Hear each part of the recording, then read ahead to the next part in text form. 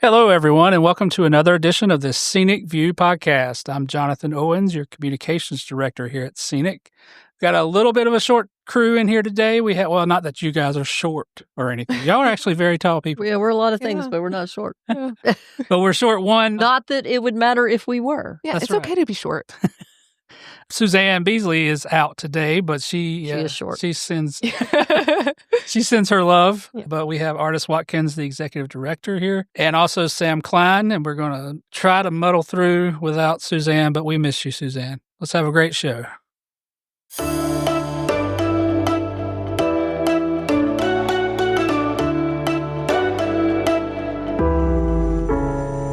What do y'all think about our theme song? Like, is it time to maybe think about getting a new one? Or I kind of like it. I think it's I like it. still good.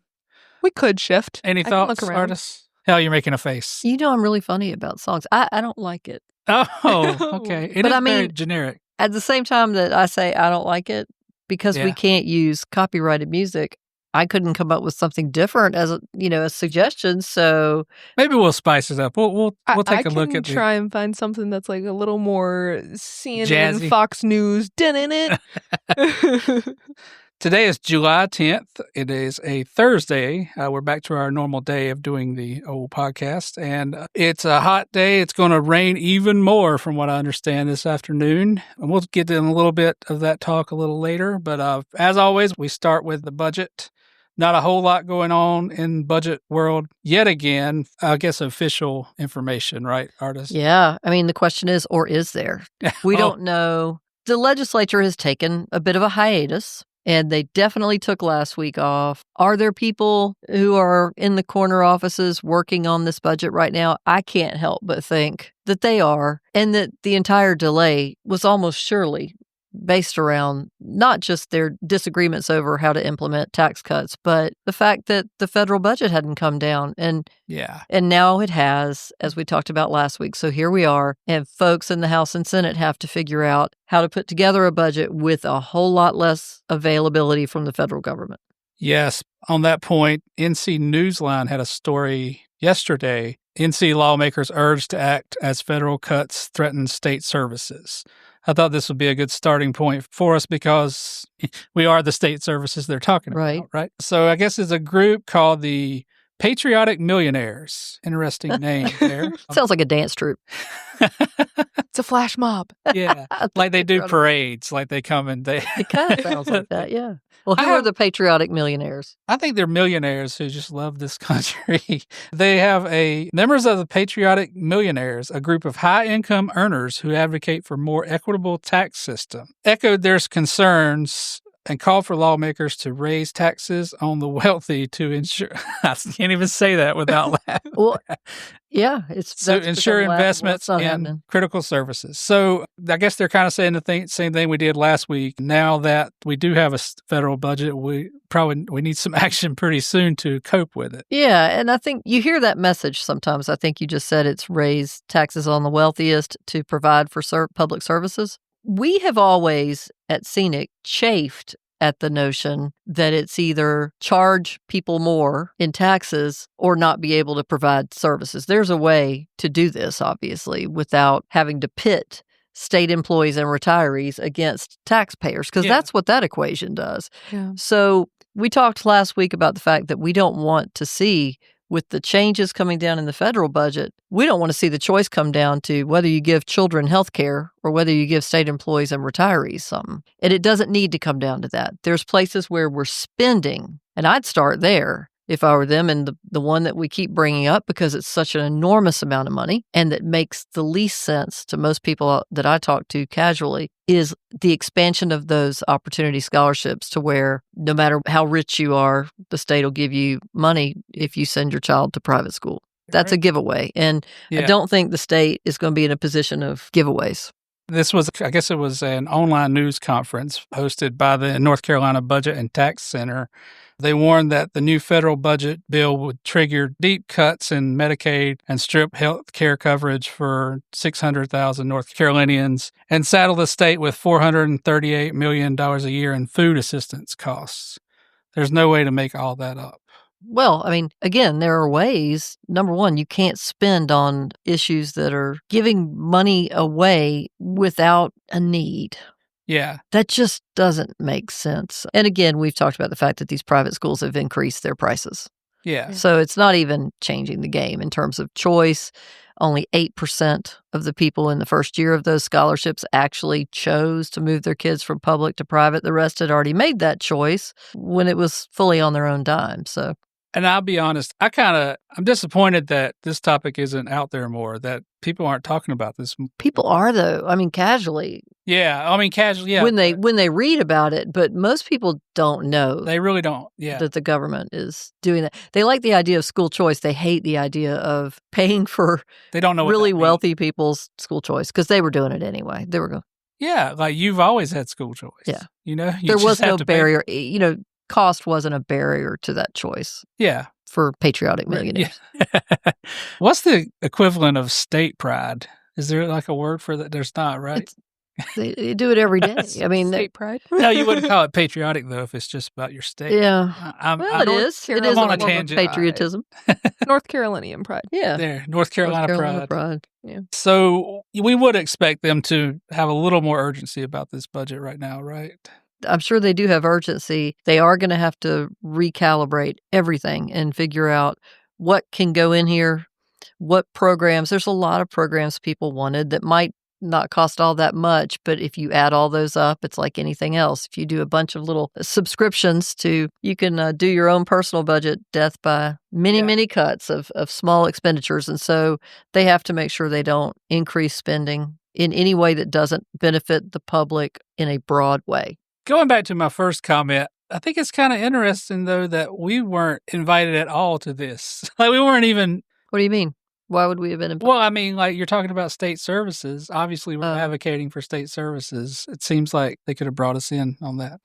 Probably because SEANC has not taken a position that tax increases are the way to pay for Probably. public services because you don't necessarily have to do that. And there's so many ways to provide for your public services. And if you do provide appropriately, you bring in enough business to your state that it Yeah. will pay for itself if you have a proper infrastructure. Okay. Well, as always, we'll continue to watch the budget as the state budget turns soap opera. But along the same lines, North Carolina, once again, topped the list of America's top states for businesses, according to CNBC. And that was published today, 3 hours ago. So congrats to the Old North State on that, whatever that victory means. Yeah. Tell us, what do you think about that? And what does that really mean? I mean, I do think businesses like to come here. Now, depending on what study you see of why they came, oftentimes you'll see the things about quality of life. And we have a good climate. Right now, our climate is like acting up a bit here in Oppressive. North Carolina. We're having Yeah. a bad week.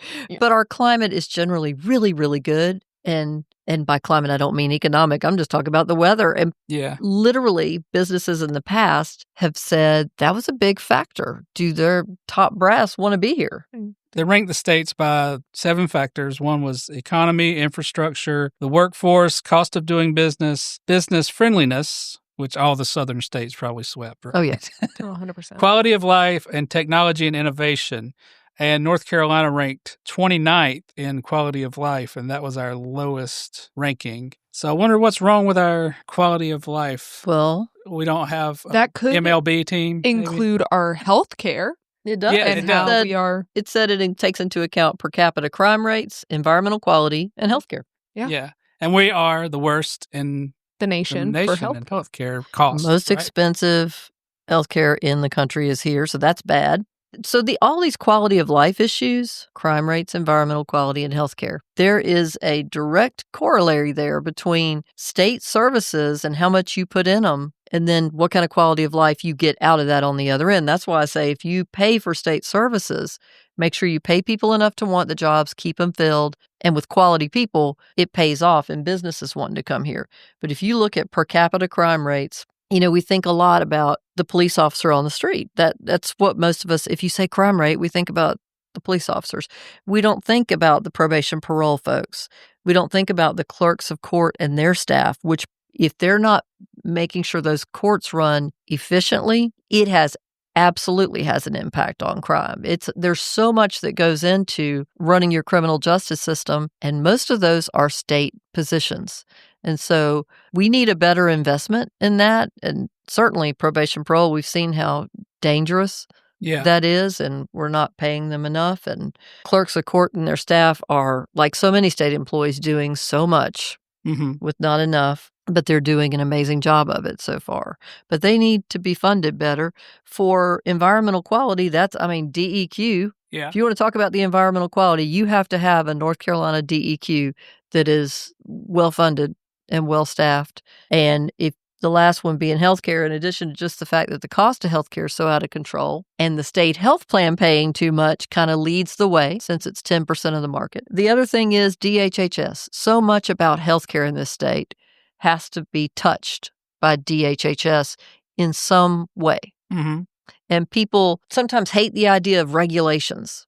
Yeah. But without regulations, it's a free-for-all, and then you have a healthcare system that is deemed inadequate. So it was interesting to me that where we didn't do well, we're in the bottom half on these rankings, is stuff that can very directly be tied to not putting enough money into those kinds of public services. Yeah. Whereas overall, for our quality of public services, it seemed like our ranking was pretty high. We've been number 1 3 of the last 4 years. Go North Carolina. But so infrastructure, to me, seems like it would also include a lot of state employees, a lot of public services.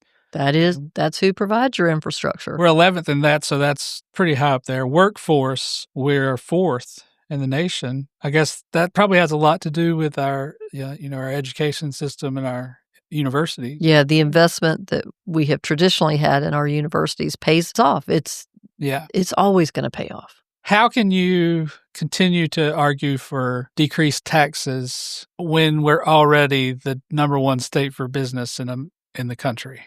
Because it's popular? Yeah. I mean, I don't know. I have not sat down with legislative leaders and asked that question. I would assume it's because it's politically popular to reduce tax rates, whether it's corporate or personal income. And maybe those states are also in a constant, all the states are probably in a constant competition with one another to see how low they can make the costs for business to do. But at the same time, we do throw too much money at businesses in terms of incentives at the same time. And to me, you shouldn't be able to have it both ways. I wonder if that comes into business friendliness, which is a category. Right. It seems to me they'd want to, if a business located here, they would want their employees to be able to go to the DMV without, standing in a 5-hour line. But, what do you call think, me crazy. Sam? I've actually seen with a DMV, I saw that they're doing extensions on people's driver's license. Yeah. If you have an expired driver's license 2 in years. North Carolina, they're giving you like a 2-year extension to get it renewed. Yeah. Because of how ridiculous things are. But again, this didn't just happen. Yeah. The legislature's been told for years exactly how many people were needed Yeah. to make DMV optimally operational. Yeah. And I think they must have just believed, well, no, you don't need more people. You just need to be more organized. I don't know. I'm not sure what they believed because they were literally told in committee for years. Yeah. By multiple administrations. You're right. Like multiple administrations have asked for positions. Pat McCrory ran on it. Yeah.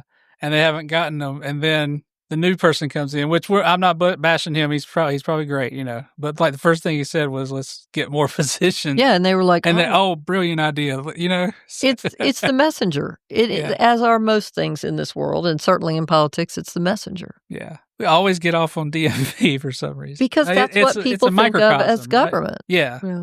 So, we're definitely going to need that infrastructure. Right now, as you said, we're having a difficult time weather-wise. We had lots of flooding from the tropical storm that just, was it Chantal? Chantal. Yeah, and that really snuck up on me, by the way. Sure I did did, not know that was happening. And the state's been walloped in the last week. We've had a lot of rain all summer compared to normal, but Chantal did get my attention because I thought, if this is the beginning of July, oh my goodness. It's way, What is hurricane season going to be like this year? Exactly. If this is, we're not even in it, really. Kick in until like August or September. Usually on the Atlantic seaboard, right, it's later. Like in the Gulf of Mexico, I know for Texas, and June and July could be Yeah. their sketchiest times, Yeah. but for us, it's later usually. September, October, because that's when my brother, we always called it hurricane break for him Eh. because he went to UNCW and they would always Gotcha. have, every year Oh. he had a hurricane Oh, okay. and they were sent home for Hurricane like a break. week. So I'd be sitting at my college and he'd be like, oh yeah, I'm at home for hurricane break. That's funny because I kind of know when hurricane season is from when Katrina hit, wasn't it, in late August? So Mhm. I think so. yeah, and that was like school starting back time, and I just remember Phoenix seeing. Convention happens the week of Labor Day, and there's been so many times Yeah, that's true. where some people couldn't come. Mhm. Yeah. I remember just a few years ago, we had a lot of DOT folks who were out that for the weekend. Yes. I will say, I always feel safe in the Corey Convention Center, though, with the rain and everything going on around, because I'm like, I don't got to drive anywhere. I got everything I Right. need right here, and it's a safe building. Yeah. True. So not to minimize what's going on in Texas, Yeah. obviously they've had tremendous flooding, and our hearts That really was go a out to those massive folks. tragedy. And you said you have family close to there, right? It's not their primary place, but yeah, Okay. Yeah. What is that? It said it was. I'm not really that familiar with it's the Texas. hill country. Near San Antonio, is that right? Yeah, kind of north of San Antonio and west of Austin. Okay. Yeah. Is that near College Mhm. Station? All that? College Station. I mean, nothing's near in Texas, Yeah. to be clear.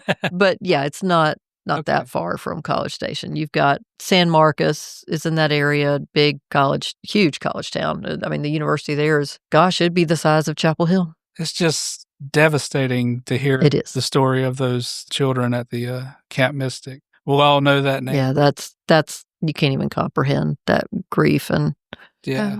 And I believe they had yesterday, I think they had a kind of memorial service where they invited previous campers and people who've been going there for the past like 30 years to come and just honor, because not only was it little kids, the camp director was swept away while trying to save little kids. yeah, Yeah. there's a lot of camps in that area. You know, hill country's beautiful in the summertime.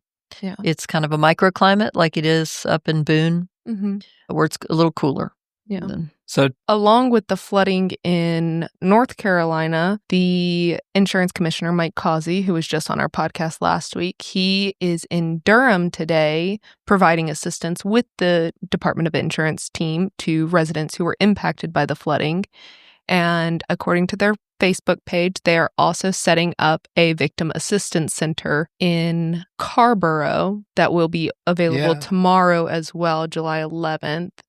No. Artist was just on a meeting with our president who he works for the city of Yeah, town of he Mebane, runs IT for the town of Mebane. Kirk Montgomery, and he said, we've heard too that there's a 2-day supply of water. Right. Their water system is limited right now. So everybody's rationing water there.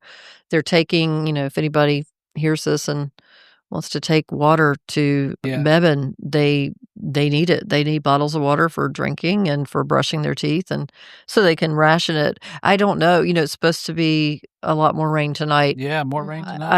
I have no idea what that's going to mean. The dam is what they're watching there for Lake. Is it Michael? I'm not sure. There's a dam there in Alamance County that they're watching. There was actually a dam near where I live. My wife takes that road for work, and it washed out the road there. And Oh my God. when we had that huge rain, I guess over the weekend. So, yeah. There's probably a lot more to come. Our thoughts are with people who are in Durham or Alamance or places that have been affected so much here in the last week. It's awful. And thank you to all the city and county employees dealing with that. And thank you to the state employees dealing with it. Yeah. Because it's a lot to try to keep everybody okay and to keep things running along. Yeah. So, All right. Artist, you came straight over to these podcast studios from our retiree council meeting. How are those fine folks doing? they are good, as they always are, but they are concerned. They don't know if they're going to show up in this budget at all. They don't know how the federal budget's going to impact whether they show up, and they feel very overlooked. Well, we got a little bit of good news this week, I guess, from State Treasurer Brad Briner, who reported that the plan had yielded $8 billion in returns since January 1st. I guess that's when he took office. Approximately $3.5 billion more than our assumed return. Yeah, I mean, that's excellent. And you have to have returns beyond your expectation to have generated enough revenue to fund things like a COLA. I know Treasurer Briner at the Council of State meeting this week made a remark about how it's a good thing to bring in more money from our investments so that the legislature could reduce the employer contribution. Yeah, that's fine. But it's more important to make sure you give those retiree COLAs before you talk about reducing that employer contribution. So this is a discussion I actually had with Brenda Williams, our CFO, this morning. You know, it's fine to tout your gains like this, but at some point retirees are going to say, well, where's my cost of living adjustment if you're making all this money? Because remember, when times were so exceptionally tight, every time that happened, you saw the legislature go down at one point to 0% employer contribution, while employees consistently put their 6% in. So you can't, again, you can't have it both ways. You can't say, well, when the state's short on funds, you keep paying the full freight, but we're not going to pay anything. But when we've got money, we're going to reduce our amount, but you still keep paying the full thing. No, that's not right. It's also a relatively short period of time, you know? I mean, correct. And investors always want you to think long term, you know, always don't look at small drops in your portfolio, but also don't look at huge gains in your portfolio. Well, you know, ad hoc funding where you decide your employer contribution every year. There's a school of thought out there in retirement funding that ad hoc funding is dangerous because you are kind of counting on things to be a certain way. And obviously the market is anything but predictable. Yeah. What is ad hoc funding? The ad hoc's just as you go. So this year we might put in 18%, but next year we might put in 2%. Gotcha. And some states believe you should have an even number or tie it to something every year. But if you kept it consistent, we wouldn't be in the position we're in now where the number's high that the state's having to put in. If the state hadn't, for years, back when, put in 0 and as close to 0 as they could for multiple years running, because you can't do that. You do so much damage in that time, you never catch up. Again, not to poo-poo the report. Obviously... Oh, that's great. We all like gains, but we are also realists. That's great. And I respect the fact that Treasurer Briner does feel he's got a responsibility to a lot of different constituencies. And one of those is the legislature. So, of course, one of his jobs is going to be to try to make sure he makes enough money in that system that it does relieve some of the pressure they feel. You know, we're talking about how they're going to be bringing in less money for all kinds of reasons. Some they chose, like the taxes. Some they've not chosen, like the federal budget, but less money will be coming in. So he feels a responsibility to make enough money in the system that they don't have to commit as much of the general fund. And that's not that, but you know, I can even live with that if you also say in the same breath and retiree COLAs. Yeah, exactly. It says here that the fund estimate for June 30th is $133.8 billion. The retirement system is a difficult thing to deal with because there's going to be more and more retirees in coming years because the workforce is aging. The gains are going to be more unpredictable, I think, than ever. Yeah. And so I'm glad it's been a good 6 months, and let's hope that keeps up. But whatever gains there are, let's not think that we can still not do right by the retirees. Because, by the way, that doesn't just hurt retirees when we don't give a COLA. It hurts our ability to retain the workforce we have. Yeah.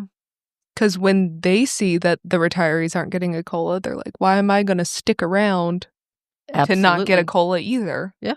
It's common sense. I mean, you've got people in the workforce who think, I haven't heard of them getting a cost of living adjustment in my entire time in state government because it's been since, I think, 2017 or something. Yeah. So they're at that pivotal point where they either and rightfully so stick with the state and we have their experience and all the money we've put into training them and developing them as an employee, or they take all that experience out the door. We lose the money it costs to develop that employee and they go work for private industry for more. Anything else you want to talk about before we get to the Gen Z Minute? Are we having a Gen Z episode next week? Oh, yeah. I hope so. I have not gotten any responses from the people I reached out to yet. So this is an all call for anyone who wants to be on our podcast. Next week is the time to do it. If you're, what are we saying, under 35. 35? Yeah. Okay. We'd love to have you join us, and Sam will take good care of you. But yeah, definitely let us know, and we'll be putting that out to everyone as well. All right, now it's time for everyone's favorite segment, the Gen Z Minute. Sam, you have the floor. What's going on? Yeah, so last week I feel like everyone was very interested in hearing about how Gen Zs are in the workplace. And so I found something kind of still relating to that, but it's a Forbes article talking about 6 tips for communicating effectively with Gen Z in the workplace. Because in this, a researcher notes that weak communication between employers and employees can actually cost nearly $37 billion at a average company because miscommunications slow down production and relationship building in the workplace, which is why searching for solutions and generation gaps is a major objective within organizations. So the 6 things that they had on here, we can kind of do it like last week, and I'll run through the 6 things that they say, and then we can kind of focus in on some of them. We're focus on output, not behavior. Use the channels that Gen Z feels most comfortable with. Recognize what's important to Gen Zs. Prioritize transparency and honesty. Understand how they interpret silence, and be aware of their fears. Interesting. I want to know about the silence part. So that one is actually really interesting to me because I feel this even just with friends. Many Gen Zs expect to hear from their managers on a regular or daily basis. And when they don't, they assume that there is something wrong, that they've done something wrong or they've missed something. And I'm sorry, Sam. Is this directed at me? No. Like, not directed. It can be. But you could call me more. It can be accepted by you. And so it kind of suggests to try scheduling short daily check-ins to give them a regular point of contact, whether that's face-to-face, video call, messages, whatever is their most comfortable form of communication, which kind of connects to number 2, which is using channels that Gen Z feels comfortable with. For Gen It's Z, not a phone call. No, for Gen Z's, face-to-face meetings are very much preferred because phone calls and text, they can't read your physical body language and recognize social cues. And so it kind of gives them a little bit of anxiety when you call them and they're like, how We've had serious or intense is this? millennials before that said, ooh, phone calls give me anxiety, text it. Yeah. So that was interesting to me because we don't really care if you pick up the phone or if you text, but I will say that I don't like talking on the phone. I never have liked talking on the phone. But just before you move on, I think that that's the worst part of working from home.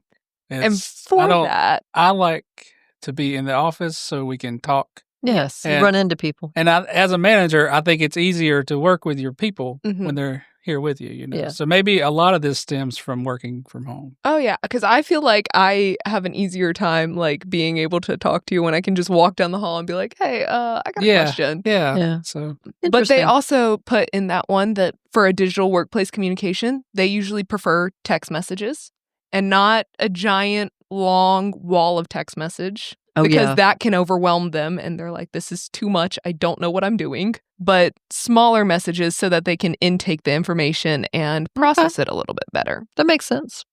Sam and I had an interesting moment this week, actually. I started just like peppering her with things to do without really realizing it. It was on Monday morning. I was like fresh. I had ideas. And she was like, can you like prioritize this list for me?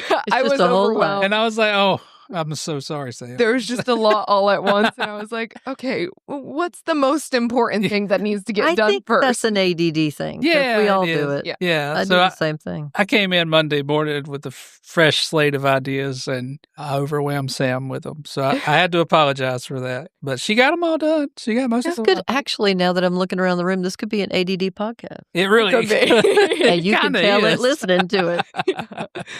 And then some of the other ones that I thought were a little more interesting was the focus on output, not behavior. Because many Gen Zs are more hypercognitive than previous generations and are able to process information a lot quicker, which can be frustrating for both the manager and the employee. Hypercognitive. Yeah, oh, are they like cyborgs or something? So it's more like it kind of has to go with ADHD and ADD in the sense that sometimes we process what you're trying to tell us before you've finished explaining it to us. maybe that's an age thing too. I was going to say, A I think decline we're in- just Yeah, processing it slower just because. because we're old. That's natural. Yeah. It also might be because of our attention spans are so short due to TikTok and YouTube videos. Yeah. Because additionally, Gen Zs are more attached to their phone, and it says that doesn't necessarily affect their productivity levels, which is why they prefer to be evaluating on meaningful metrics, such as completing assigned tasks and working well with teammates, rather than, oh, well, walked past your office and saw you were on your phone. And it's like, Oh, I well, see. Yeah. I did everything. I don't know what else you want me to Gotcha. do right Yeah. now. So I thought that was an interesting Those one. are interesting things. And with state government looking to get more and more young people interested in taking positions, because it is a great place. I mean, certainly if you want to be trained Yeah. and have somebody pour into you, state government's a great place to start in the workforce. So we need to And understand more and more about what makes young people tick. And not that we want people to leave state government and go find other jobs, but I bet other employers see that you work for DOT or something like Oh, yeah. that, and they're Mhm. like, oh, that's probably They a already really have the trained person. training. Yeah. Oh, yeah. Sure. You're going And to poach then- from wherever you can poach from. Yeah. I like to poach from state government at Scenic. Yeah. Yeah. We actually That's how you guys got me. Yeah. I was an we intern at the DOT and then We- came over here. poach Yeah. some great people from state government. That's right. With the be aware of their fears ones, it kind of goes with, so Gen Z's biggest fear primarily in the workplace is not being respected by older colleagues. Because we grew up hearing that we are lazy, emotionally fragile, and don't want to work, it kind of makes us feel like that's how the older generations perceive us more often, even though a lot of Gen Zs are working 2 jobs or have a job and a side hustle. And it's just that Gen Zs measure their goals and job satisfactions differently. I feel like the older generation always looks down on the younger generation throughout Mhm. history. I think when I started, there was a whole group of older folks at the newspaper who were like, you don't Mhm. work hard. You don't. And when I Yeah. started in state government way before you started work, Yeah. John, it was the same way. I mean, I remember Just if we got a position where we could make any decisions at all, people were like, why are the children making the decisions? You know? yeah. And then you get older and they're like, why are the old people making the decisions? I know. Like, when was I allowed to make a decision? I don't remember that. Yeah. It is kind of funny if you think about it. Like maybe we've done that I as feel sure older we have. employers because we like Jameson and his T-shirts ideas. we were With the like, blue flames? Okay. Even I can say that we have talked about those blue flames too much. Yeah, and we're I am younger We're than not going to make Jameson. sense to anybody, but we had the first Gen Z podcast Sam ever did. One of our young employees who's got so many ideas. I mean, rapid fire, Yeah. good ideas, but he suggested some scenic shirts that would appeal more to a younger demographic. And for some reason, blue flames he were wanted imported. blue flame. But they had such a long discussion over T-shirts. That was so odd to me. And I remember almost telling y'all to cut that part out and then and realizing I just needed to let the whole thing go because clearly I didn't understand, but that's okay. That's something they care about. Right. Yeah. And Okay. maybe That's the whole point. Me not understanding Exactly. is okay. And that's what we I we will have to say know I what you tried to care shift about, that so. topic so many times. But I think y'all's point was well taken, though, which is the way you might advertise a group Mhm. to get somebody's interest in the first place is a very different way. We'd have put out flyers or something. Yeah. Y'all don't want a flyer with a bunch of words on it. You might look at a T-shirt and say, that's cool. What's that about? Yeah. So I get it. Y'all are more visual, I think, in that Or way. just a T-shirt gun where you shoot off the T-shirts. Well, yeah. I we still could want get a Those T-shirt. are fun. We should get one of those for convention. Good luck editing this episode. This is, Well, All we're right. all ADHD in here. ooh, it's out of so- control today. All right. Well, that was Gen Z Minute. Is there a pop culture reference you want to talk about or anything or nothing? I feel been like kind I've of a been downer focusing a week. lot more on, like, there's a lot on the internet that's been surrounding the Yeah. Texas floods and the North Carolina flooding. And So, yeah. fortunately, there's just not much pop happiness culture-y in the fun. world. Yeah. Yeah. I guess I went a little too far. Happiness in the world. Not much fluffiness out there right now. Yeah. No. Well, with that in mind, let's go to John's Wacky Weird Question of the Week. John's Wacky Weird Question of the Week. All right.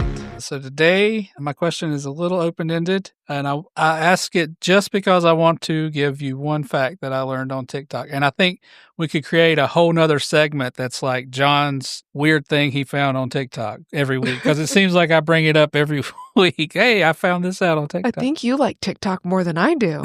I am kind of And Taylor obsessed. Swift. So we've been getting a lot of hits on our TikTok, by the way, with our videos and our podcast clips. So search us out, by the way, TikTok, Scenic. But our question of the week is, what's a fun or unusual fact that you've learned recently? And I bring this up because I just watched a TikTok about the Appalachian Mountains, which are obviously North Carolina mountains. And everyone probably knows the fact that the Appalachian Mountains are very, very old. They're the oldest mountains in the world. They're 300 million years old or something like that. There's like a huge number. And they're so old that they were on Pangea, which was like the one continent on Earth at the time. And when it broke apart, the mountain range split. So the Scottish Highlands and the Appalachian Mountains are the same mountain range. But that's not my fun fact. Everyone probably knows that one, right? But the fun fact was that the Appalachian Mountains are older than trees. They predate trees, apparently. And so when John Denver says older than the trees, that's what he's talking about. Oh, and Take Me Home Country Roads. Yeah. John Denver song. So there's my fun fact of the week. That is interesting. What's funny is as soon as you said that, that's where my brain went to with the songs that the mountains are older than the trees. I was like... And I got to sing a little bit on the podcast. So life is old, they're older than the trees. So the mountain range existed before trees. So that's what that means. Holy cow. Is that not an awesome fact or what? It So is. I had to figure out a way to get it onto the podcast. So Now I just got that song playing in my head. we can put it in the background. What's a fun fact that you have, Sam? The only fun fact I can think of right now is moving is not as fun as I thought it was. When you have time to move and you're not doing it all in one day, not everything gets packed up and moved at once to where you're just like, oh, I can sift through the boxes and get everything. So I woke up this morning with no coffee, no food, and did not get any of that until I headed over here. Because, no happiness. So yeah. So let's investigate this. Let's break this down just a little bit. How far are you moving? Like how distance? 20 minutes down the road. Okay, so that's kind of a little distance though. Yeah. So you can't just like go back and forth.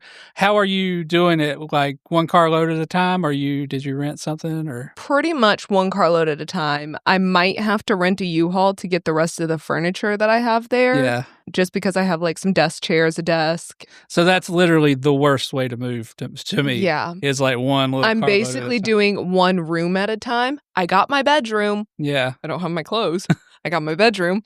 But and like today, I think I'm going to try, depending on the weather, because last night I did have to drive back from my new place to my other place to get my dog, and it was pouring down rain. It was atrocious. Depending on the weather, hopefully I get my kitchen moved today so I can actually cook in my apartment. Well, good luck with that. I hate moving. It's like the worst thing on earth. I What about- learned that now. What about you, Artist? You have a fun fact?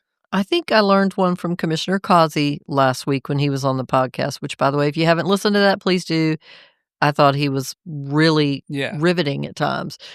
But what I really didn't have in the front of my brain until he put it there is that the Department of Insurance is kind of like some of the receipt-supported pieces of other agencies. Yeah. And that their funding, you can cut positions there without necessarily saving a dime in the state budget, because they come from that special fund set up from people's purchase of insurance. I think that, that was the main, well, he said so much. He says a lot of great things.